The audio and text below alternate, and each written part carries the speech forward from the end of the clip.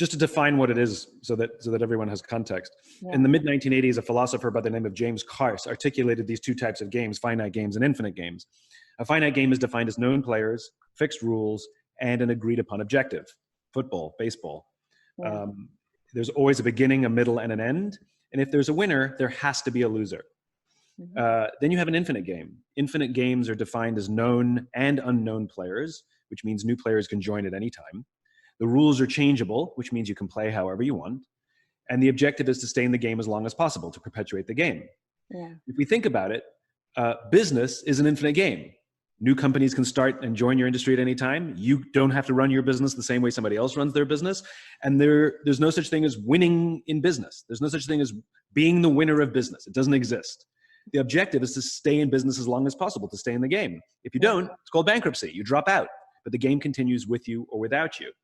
And what I find so interesting is how many business owners play in this infinite game of business with a finite mindset. They're trying to be number one, or be the best, or beat their competition. Based on what? Based upon what agreed upon objectives, what agreed upon timeframes, what agreed upon metrics. And the problem is when we play with a finite mindset in an infinite game, when we play to win in a game that has no finish line, there's some predictable and consistent outcomes, amongst which include the decline of trust, the decline of cooperation, and the decline of innovation. And so maintaining an infinite mindset is the recognition that whatever is happening today is not the end. Whether you hit your goals or miss your goals, it's not the end, right? Yeah.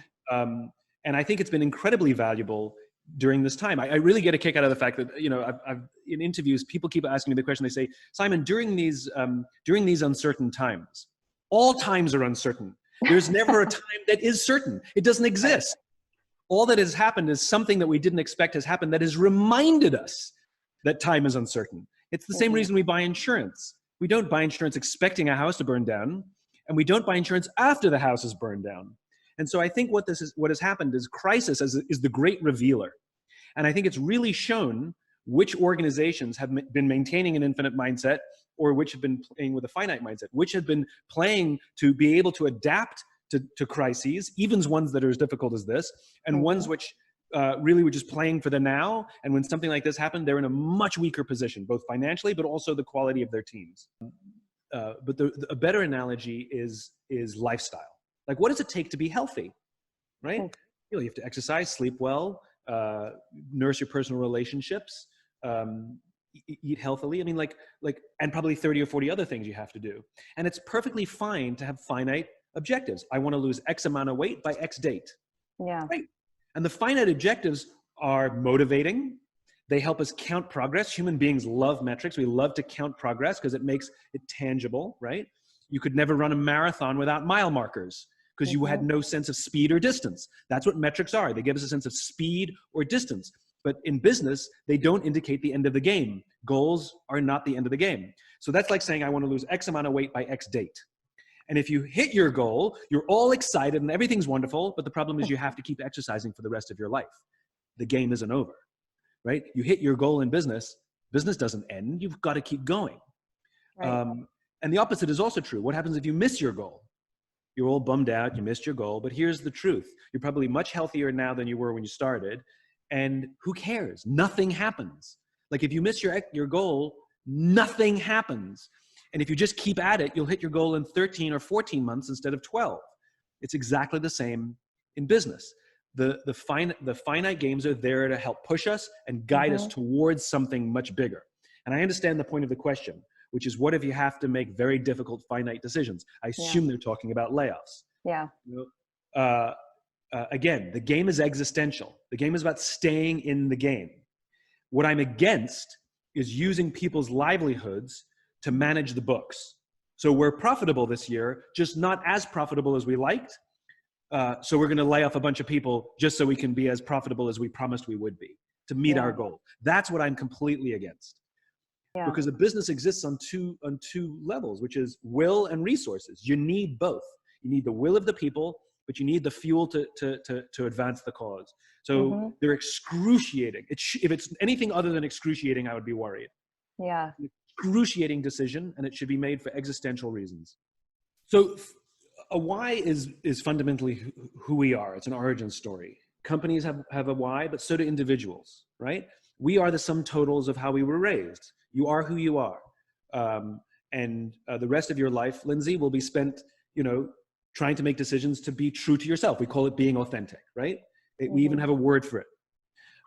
And that basically means the things I say and the things I do, I actually believe.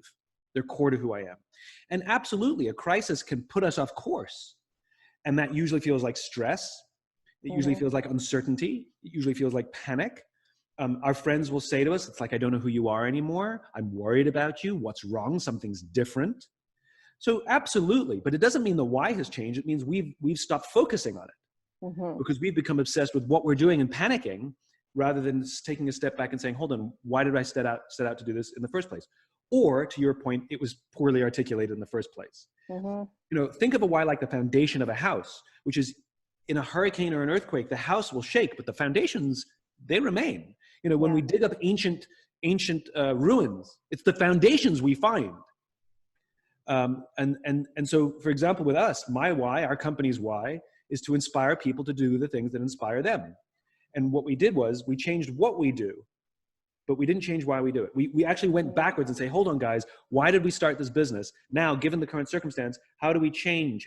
This is what the pivot is. We're going around the why. We're not going like this. We're not protecting the product and sacrificing the why. We're changing the product and the service and protecting the why. Not send them an email, not send a group email saying, I'm here if you want me, but to pick up the phone and say, hey, how are you? Tough. It's been tough. Just wanted to see how you're doing. Yeah. And let people talk. Well, we should be doing that as leaders all the time, not just in times of crisis. Again, it's the great revealer. It's more important now, perhaps, and we take for granted that we got away with not doing it. But we should be practicing. The funny thing is, people keep asking, how has leadership changed? It hasn't.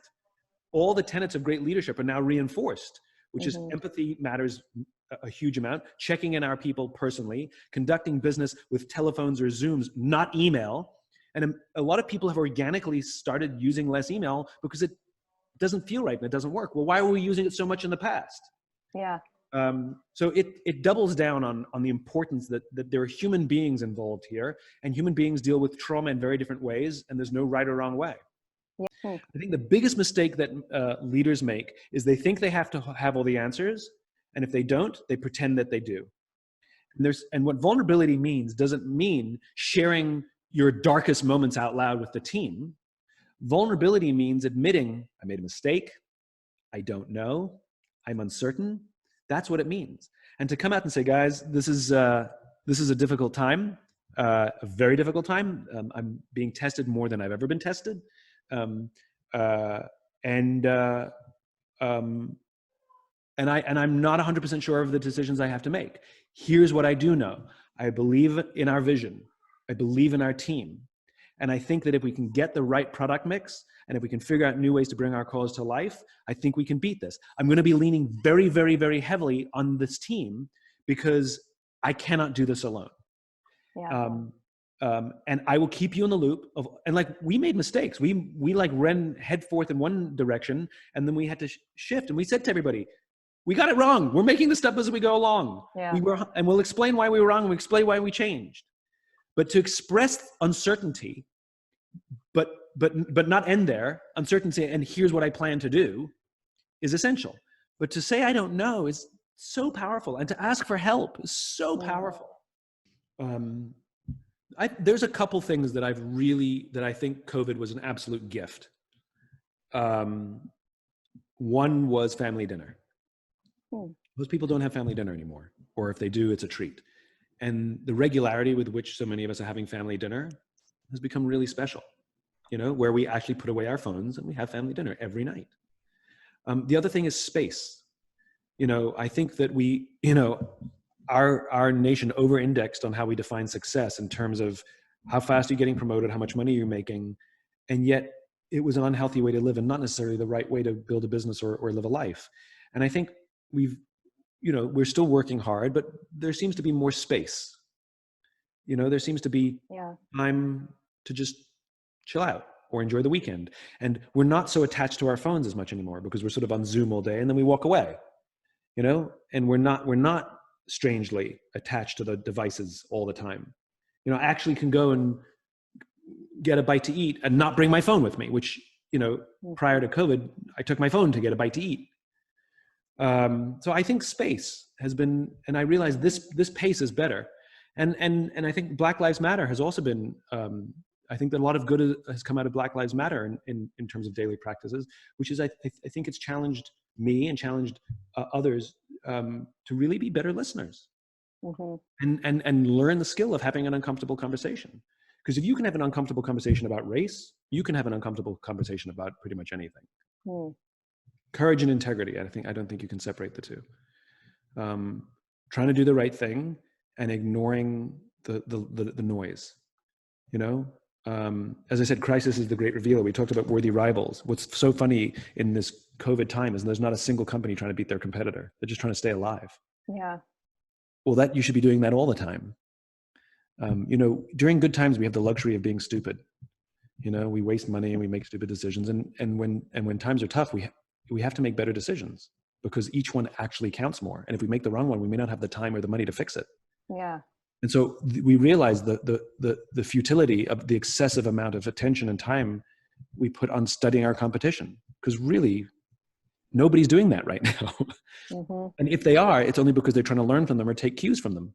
They did a good job on that. We should do that too, you know? But courage to do the right thing, courage to play with an infinite mindset, courage to ignore, if you're a public company, ignore shareholders because they don't know how to run your company. But you know, it's the courage to take time if you need it, you know, the courage to have difficult conversations, the courage to say, I don't know, the courage to ask for help. I think courage is the thing.